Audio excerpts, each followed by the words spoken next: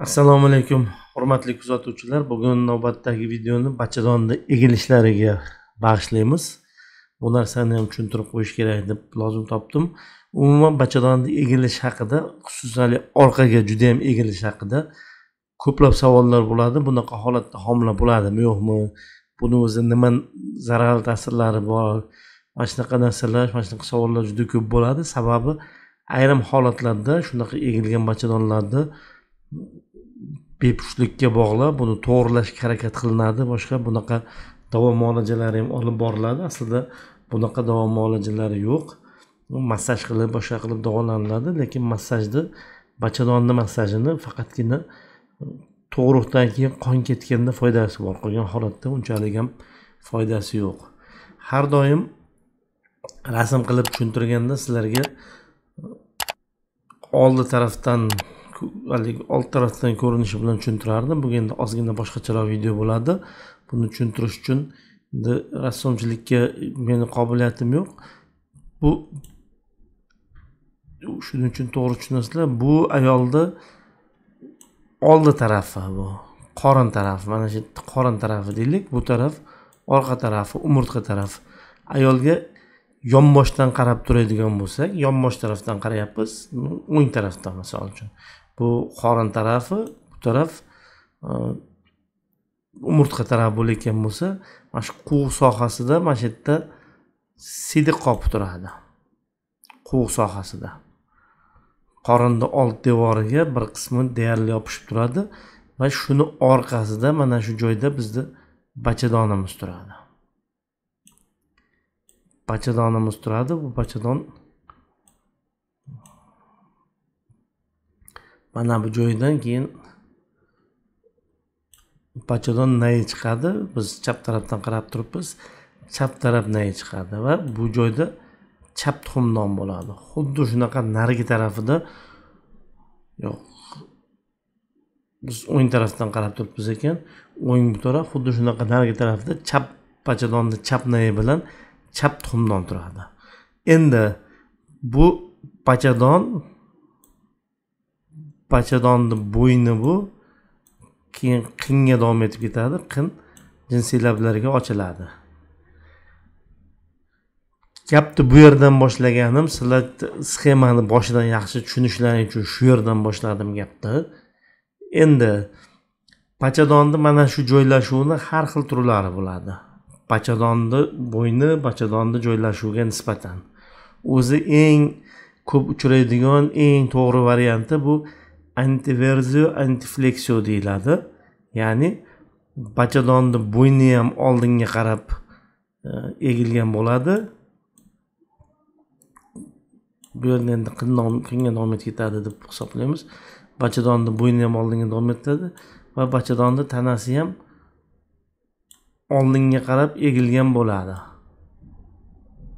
Bu eng ko'p uchraydigan fiziologik ko'rinish hisoblanadi. Ya'ni ayollarda eng ko'p mana shu holat uchraydi. Bu homilador bo'lish uchun, bachadonda qon aylanishi yaxshi bo'lishi uchun, hayz qonini oson chiqib ketishi uchun bu holat eng optimal holat hisoblanadi.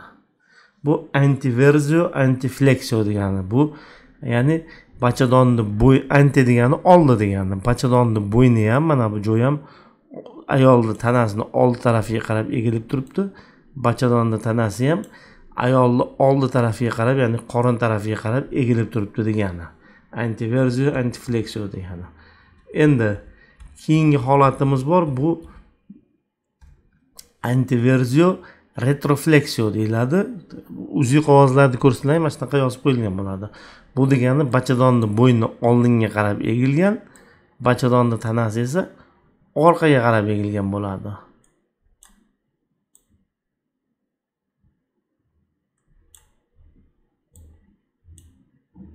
Bachadonni bo'yni bu. Servikal kanal deymiz, bachadon bo'ynining kanali. Xullas, bachadonni bo'yni oldinga qarab egiladi, bachadonni tanasi bo'lsa orqaga qarab egiladi. Bunda antiversio, ya'ni oldi ko'rinish va antifleksio, retrofleksio. Retro degani orqaga degani. Retrofleksio bachadonni bo'yni oldinga, tanasi orqaga qarab egilgan degani. Endi keyingisi shu qadimiz doimga turib tursa, endi retroversiya degan holatimiz bor. Bu bachadonni bo'yni orqaga qarab egilgan bo'ladi va antifleksiya.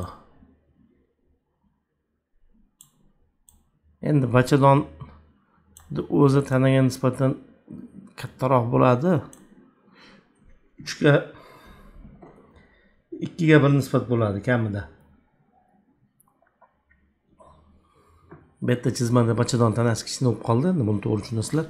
Xullas, bachadonni bo'yni orqaga qarab egilgan bo'ladi. Bu retroversiya bo'ladi va bachadonni o'zi tanasi oldinga qarab egilgan bo'ladi. Bu ya'ni retroversiya, antifleksiya. Bachadonni bo'yni orqaga qarab, tanasi oldinga qarab egilgan degani bu. Buni yomon tarafi mana bu joydagi burchaklarda, lekin o'tkir burchaklar hosil bo'lishi. Keyin gaplashamiz bu haqda. Va oxirgisi bachadonni tanasi bachadonni bo'yni orqaga qarab egilgan bo'ladi, ya'ni retroversiya hamda retrofleksiya. Bachadonni tanasi ham orqaga qarab egilgan bo'ladi. Bu haligi biz eng ko'p gapiradigan bachadonni orqaga qarab egilishadigan holatimiz mana shu. Ya'ni bachadonni bo'yni ham, bachadon tanasi ham orqaga qarab egilgan bo'ladi. Retroversiya va retrofleksiya. Bunda ham mana shu yerdagi hosil bo'lgan bachadon tanasi bilan bachadonni bo'ynida hosil bo'lgan burchak o'tkir burchak bo'ladi. Bundan tashqari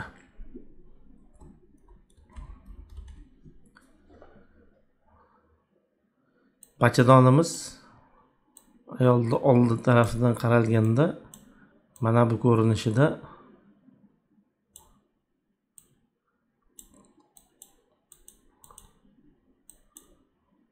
bo'lish kerak. Buni bilasizlar. Va shu holatda oldinga, orqaga emas, balki laterofleksiya deydi, ya'ni yon taraflarga egilish. Bu o'ng tarafga egilib qolish mumkin yoki chap tarafga egilib qolish mumkin. Ya'ni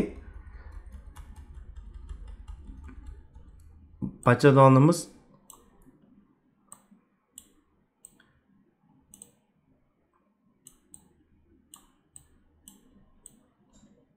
bunday holatda yoki aksincha narigi tarafga egilgan holatda bo'lib qolishi mumkin. Bular ham bachadonda egilishlar hisoblanadi.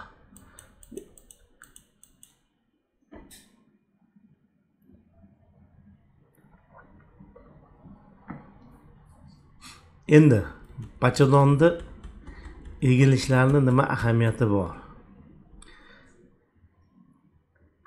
Bachadonni egilishlarining ahamiyati shundaki, hozir aytdim, bachadonni bo'yni hamda bachadonni tanasini orasidagi burchak o'tkir burchak bo'lib qoladi va bu hayz paytida qonni chiqib ketishini biroz qiyinlashtiradi. Birinchi eng katta ahamiyatlardan bittasi mana shu yerda.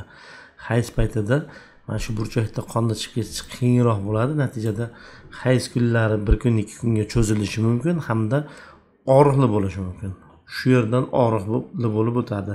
Ayniqsa agar endometri ko'proq ko'chib, hayz qonni miqdori ko'proq bo'ladigan bo'lsa, bu og'riq sezilarli bo'ladi. Shuning uchun ham juda oldinga egilib ketgan yoki juda orqaga egilib ketgan bachadon bo'ladigan bo'lsa, bular hayzda ko'pincha og'riqqa sabab bo'ladi. Keyingi ahamiyati qon aylanishini buzilishi. Ma'lumki, bachadonda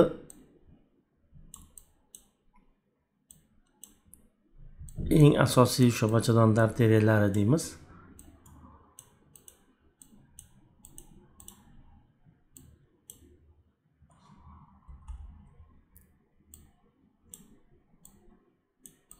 So'zlarda ozgina chalkashish bo'lyapti, to'g'ri tushunasizlar. Bachadon arteriyalar deymiz. Mana shu joydan bachadon yonidan arteriyalar ketadi. O'ng taraf, chap taraf arteriyalar hamda tuxumdon arteriyalari bilan qon aylanishi bo'ladi. Tuxumdonlar bu yerda tursa, bularga keladigan arteriyalar tolalar orqali ham bachadonga qon boradi ma'lum miqdorda. Ayni asosiy mana bachadonni qon tomirlari o'sha bachadon bo'yni sohasidan boshlanganligi uchun shu bachadonimiz juda egilib ketadigan bo'lsa, shu yerda ham qon oqimi ozgina buzilishi mumkin. Bu narsalar ma'lum miqdorda homila bo'lishini kechiktiradi. Ya'ni homila bo'lishini kechikishiga bu narsa ham sabab bo'lishi mumkin, lekin juda kamdan kam holatlarda. Ya'ni nima desa bo'ladi? Diagnoz исключение degan narsa bo'ladi. Ya'ni hamma narsani ko'rib chiqdingiz, hech qanaqa sabab topa olmadingiz, o'shanda oxiri shunga bog'lash mumkin. Hali ikki shoxli bachadon haqida videoni ko'rgan bo'lsanglar, shunda ham aytilgan, bepushtlik bo'layotgan bo'lsa, ayolda hamma sababi qidirib ko'riladi. Hech qanaqa sabab topilmaydigan bo'lsa, erkak ham soppa-soq, ayol ham soppa-soq, hech qanaqa muammo bo'lmaydigan bo'lsa, o'sha ikki shoxli bachadonni ichini plastika qilish kerak deyilgan. Ya'ni bu birinchi o'rinda qilinadigan narsa emas. Shuningdek, bachadonni egilishlari ham bu ko'pincha bepushtlikka sabab bo'lmaydi, lekin o'sha homilani bo'lishini biroz kechiktirishi mumkin. Agar juda egilib ketgan bo'lsa, buni ham bitta o'ylab ko'rish kerak. Lekin umuman olganda bu narsa bepushtlikka ko'p ham sabab bo'lmaydi. Sababi spermatozoidlar juda mayda tuzilma hisoblanadi. Bemalol hali kichkina teshiklardan ham o'tib ketishi mumkin.